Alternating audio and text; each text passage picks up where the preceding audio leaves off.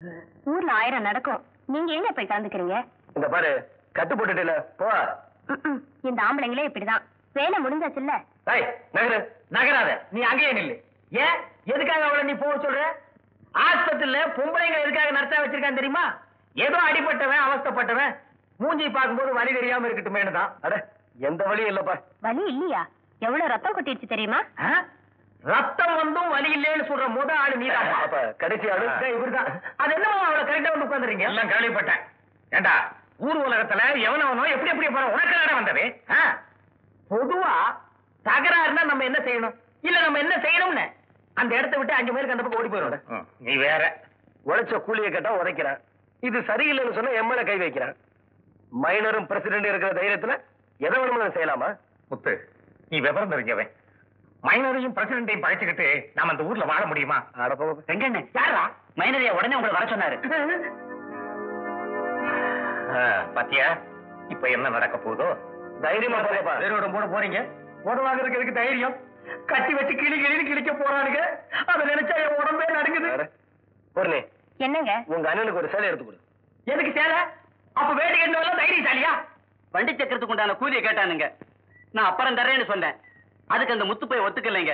நான் வண்டி சக்கரத்தை தூக்கி வந்துகிட்டு இருந்தேனுங்க. உடனே அந்த முத்து போய் மேல பாஞ்சு கீழே போட்டு மிதிச்சிட்டான். யார் ஒன்னேவா? அவனை சும்மா ஒருத்தன் வளர்ப்பானா? நீ ஏதாவது கோக்கு பாக்கு பண்ணிருப்ப. நான் ஒண்ணும் செய்யலைங்க. இப்பவே நம்ம ஆளுகளை அனுப்பிச்சு அவனை உண்டுகளே பார்த்துடணும். கும்பிடுறேனுங்க. படா மாதிரி வா. உன் மாமா என்ன பெரிய மனுஷன் ஆயிட்டானா? தொலைச்சு விடுவான். தொலைச்சு ரொம்ப நீளது. சின்ன பையன், மன்னிச்சிருங்க எஜமா. சின்ன பையனா உன் மாவன்? நாங்க நினைச்சோம்னா அவன் கதையை முடிச்சிருவோம். எங்களை யாரும் ஒண்ணும் செய்ய முடியாது. உங்க காலில் விழுந்து கேட்டுக்கிறேன் எஜமா. அப்படி ஏதாவது செஞ்சிடாதீங்க. இனிமே எந்த தப்பும் பண்ண மாட்டாங்க. இந்த ஒரு தரம் மன்னிச்சிருங்க. இந்த லட்சணத்துல வேற கேக்குற கிடைக்குமா? சரி சரி, இனிமே ஒழுங்கா இருக்க சொல்லு. வா. உன் மாமன் கூட இருப்பானே கண்டப்பேன். அவனை ஒருத்த வண்டி பற்றியில நாரா கிழிச்சிட்டான். செம்மோத மாமாவோட ஆள ஒருத்த அடிச்சுட்டான. யாரவன்? நம்ம ஊர் ஆளுதான். பட்டத்துல ரொம்ப நாளா படிச்சுட்டு இப்பதான் வந்திருக்கான். ஆளு எப்படி இருப்பான்? எதுக்காக கேக்குற? இந்த ஓர பார்வையெல்லாம் என்கிட்ட வேணாம். நீ ஆளை பாத்திருக்கியான்னு கேட்ட. கருப்பா, மூக்கு முழியுமா, கொஞ்சம் லட்சணமா இருப்பான். அந்த ஆளுக்கு ரொம்பதான் திமிரு. என்னடி திடீர்னு? அன்னைக்கு நான் தோட்டத்துல இருந்து தனியா வந்துட்டு இருந்தப்போ என்கிட்ட ஏடா கூடமா பேசினான். சரி போனா போதுன்னு விட்டுட்டு வந்துட்டேன். மறுநாள் நான் தண்ணி எடுக்க போயிருந்தேன். சும்மா இருந்தே சொல்லு. நான் 2 குடத்தையும் தூக்கிட்டு வந்துட்டு இருந்தேன். யாரோ தாவணியை பிடிச்சி இழுத்த மாதிரி தெரிஞ்சது. ஐயோ, மீன் பிடிக்கிற சாக்குல என் தாவணியை தோண்டில் போட்டு இழுத்துட்டாண்டி. அடப்பாதி. அப்புறம் நேத்து பசங்க கூட்டத்தையும் சேர்த்துட்டு வந்து பாட்டு பாடி என்ன கண்ணா பின்னான்னு கலாட்டா பண்ணிட்டாண்டி. ஏண்டி கண்ண கத்துக்கிற? அத்தை, கண்ணு தூசம் விழுந்துச்சு. அண்ணாந்து பார்த்தா ஆட்டினா என்ன நம்ம தான் விடும். செல்வி ஜாக்கிரதையா பாத்து. சரி. அம்மா, ஏண்டி? உன் தம்பியோட வலது கை அதான் அந்த கந்தப்பனை யார் உதன்னு உதச்சிட்டானா. உண்மையிலே அந்த ஆளு பெரிய தைரியசாலிதாம்மா. தெரியும்டி, என் தம்பி ஒண்ணு சும்மா விட மாட்டான். வேலையை பாருங்கடி. என்னடி இது ஒண்ணு புரிஞ்சுக்கவே முடியல. அப்பாடா. டேய் செந்தில், இந்த வருஷம் நல்ல மழை. பயிரெல்லாம் தளதளதான் வந்திருக்கு. உடம்பும் தளதளன்னு இருக்குங்க. உடம்பா? அங்க வாங்க. பொயிலாம் வர அந்த மயில் யாருடா? என்ன அழகுடா. செந்திலே, பக்கத்துல போய் பாப்பமா? பாக்குறது தான் ஆண்டவன் கண்ண படைச்சிருக்கான். என்ன தத்துவண்டா. வழி விடுங்க. தப்பா எடுத்துக்காத. வழி விடுங்க. நான்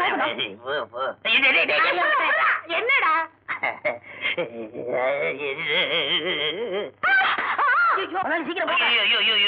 பாட்டு போக கூடாது. நான் தூக்கி விடுத அந்த புல்லு கட்ட. வேற எவன் இருக்க அந்த இடத்துல? அதான் எப்பா என்ன கணக்கு நடக்குதுடா இந்த புல்லு கட்டு. பாட்டு போமா? பாட்டு போ. ஏமாளி, ஒரு கிளவியா இருந்தா அந்த புல்லு கட்ட தூக்கி விட்டுருப்பீங்களா? அதுதான் நீ இருக்கியடா. நான் வந்து 10 நாள் ஆச்சு. ஆமா, உனக்கு எத்தனை நாளைக்கு லீவு? 2 மாசம் லீவ்ல வந்திருக்கேன் முத்து. நல்ல வேலை இந்த கிராமத்துல எப்படா நாளை கடத்துறதுன்னு நினைச்சேன்.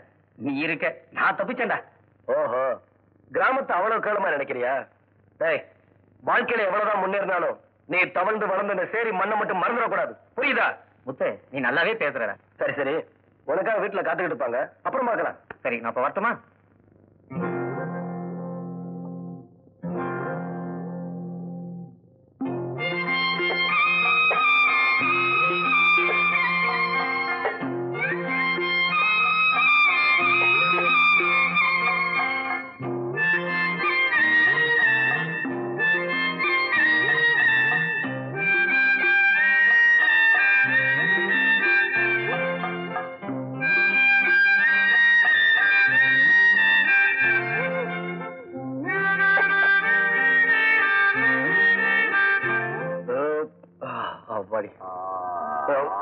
சாப்பாடு இல்லாதவங்க தான் பட்னி இருப்பாங்க.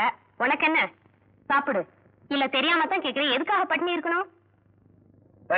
யார சொல்ற? நான் இதுகிட்ட பேசிட்டு இருக்கேன். சாப்பிட்டாச்சா?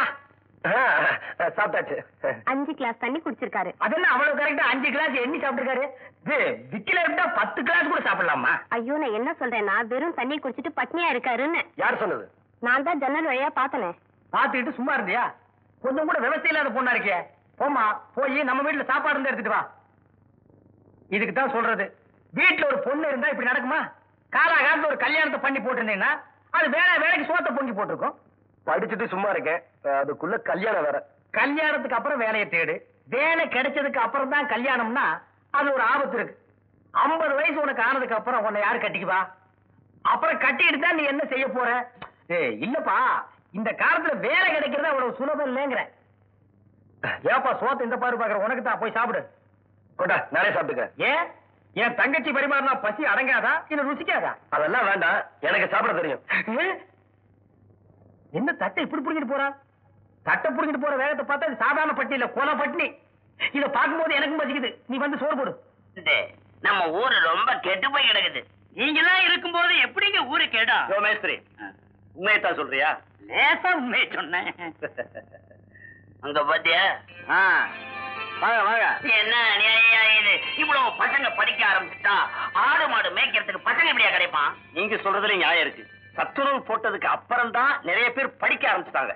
இதை இப்படியே விட்டுட்டோம்னா ஆடு மாடுகளை நம்ம தாங்க விரட்டிட்டு தெரியணும். சாப்பிடுங்க, நல்லா சாப்பிடுங்க, சாப்பிடுங்க, பொறுமையா சாப்பிடுங்க, பொறுமையா. ஐயா, வணக்கங்க. வணக்கம் வணக்கம் வணக்கம். இதான் வாத்தியாரா? ஆமாங்க. இனிமே இந்த பள்ளிக்கூடத்துல நீ இந்த சத்துணவு எல்லாம் போடக்கூடாது. ஓடுறவங்க போட்டாலும் நீங்க எங்க வேண்டான்றீங்க? அது தப்பாச்சுங்களே. வாத்தி, நீ வெளியூர்ல இருந்து வந்திருக்கிற, ஊருக்கு போகும்போது கையி காலோட உருப்படியா போகணும்ல. அப்ப சொன்னதை செய்.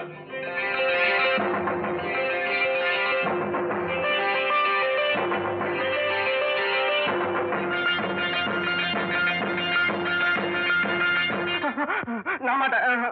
ஏன்? என் வேலையா போயிருங்களேன். அதை நான் பாத்துக்கிறேன்.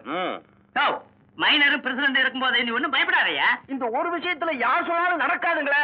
அதை என்னங்க பள்ளிக்கூடத்து பையனுங்க தட்டேந்திர மாதிரி இருந்தாலும் கையாண்டிட்டு நிக்கிறான். கையை அவுத்து விட்டு பயப்படாம போய சொல்றாங்கல்ல, போவோ. என்னடா செந்தில், எல்லாம் செட்டப் பண்ணிட்டேன். ரெடியா? ஆமா, வா போலாம். இங்க அவங்களும் கூப்பிடுவோம். தேவையில்லையா? நீயே தண்டம் போவியா? மேஸ்திரி, அந்த கருவாப்பைய கூப்பிடுறான்னு மைனர் சொல்லிக்காம விடுறாரு. அதானே, இதுல ஏதோ கோக்கு மாக்கு இருக்கும் போல இருக்குங்க. பாக்குறேன் இந்த மாக்கையும் கோக்கையும். ஓகேங்க. ஏன்னா படம் எப்படி இருக்கு? தேவல, ஆனா உன்னோட உட்காந்து படம் பார்க்க கூடாது. ஏன்னா ஏண்டா படம் பார்க்கும்போது இப்படிதான் விசில் அடிக்கிறதா? விசில் அடிச்சிட்டு பார்த்தாதான் எனக்கு படம் பார்த்த மாதிரி இருக்கும். அது சரி. அடடா, என்னண்ணே பஞ்சர் ஆயிடுச்சு போல இருக்க. ஆமாண்ணே, இனி நடந்தே போக வேண்டியதான். இதுக்கு தான் அங்கேயே சொன்னேன் ஒரு டீ சாப்பிடலான்னு. நீங்க தான் வேணாம்ட்டீங்க. இந்த நேரத்துல டீ சாப்பிட கூடாதுடா, வீட்டுல போய் சாப்பிட முடியாது. ஆமா, உங்களுக்காக உங்க அப்பா ஆக்கி வச்சிருப்பாரு, எனக்கு யாரு இருக்கா? டேய், இருக்கிறத ஆளு கொஞ்சம் சாப்பிடும்டா. என்னடா வண்டி இவ்வளவு வேகமா போகுது? அம்மா, ஒரு தடவை வண்டி போங்க. பாத்து பாத்து எழுந்திருக்க. ஏன்பா வண்டியை பார்த்து ஓட்டிட்டு வரக்கூடாது? அண்ணே, இது கோவில் திருவிழால சதுரம் ஆனது. டேய், மரியாதையா பேசு. அதானே, மரியாதையா பேசு. இது வேற விஷயம். அப்படின்னா புரியுதா?